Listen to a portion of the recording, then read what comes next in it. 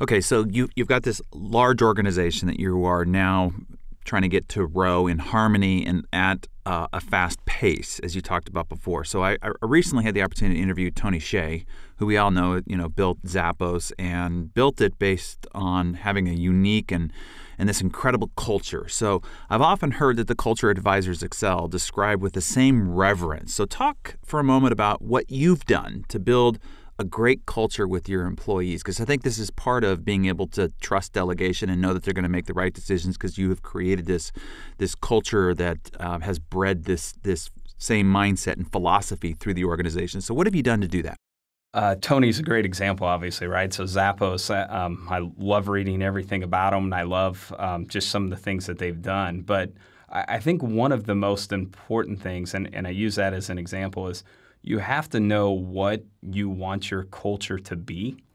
And frankly, for me, as great as Zappos is at building this culture, I would go nuts if I walked in there as the business owner every day. That's just not the culture that I necessarily would do well in, nor do I want to be surrounded by.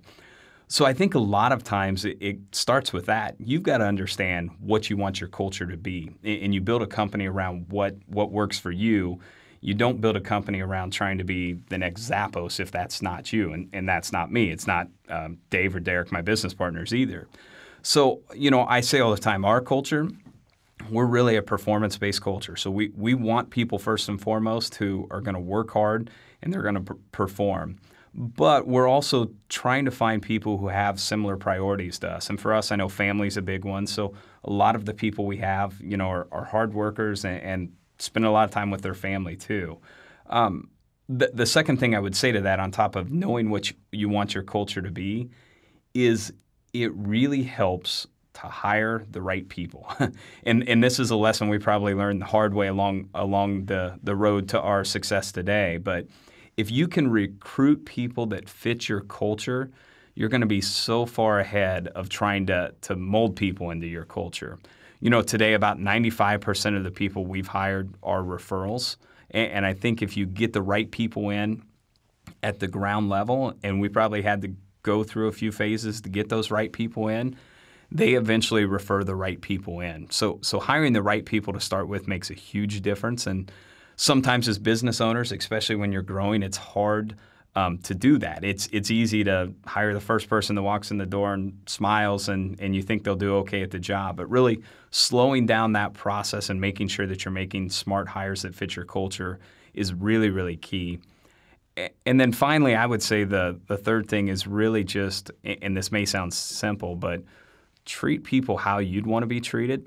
We try and create an atmosphere where it is performance-based, but it's also a lot of fun. We developed a couple years ago now, actually a committee. It's called the Fun Committee.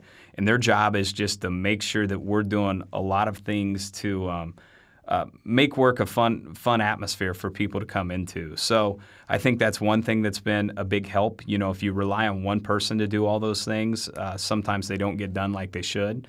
I think getting involved in the community, giving people that work for you a reason to be proud about your company is really important. And I think staying engaged as the owner of the business is also a very big key. There's a couple things that we do as owners as we've grown. We went from just the three of us, where the three of us did everything, to probably 210, 215 employees today.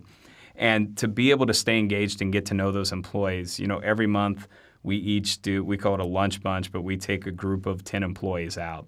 On Friday afternoons, we do kind of a social hour game night. I think they patterned it after some TV show or something today. So it's a lot of fun just to be able to connect with people on a little different level there.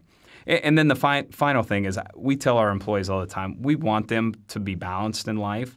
We're trying to find people that's important to them too. So in the grand scheme of things, there's a lot more important things in their life than advisors excel in the work that they do there. And we want to make sure that we're giving them an opportunity to focus on those things also.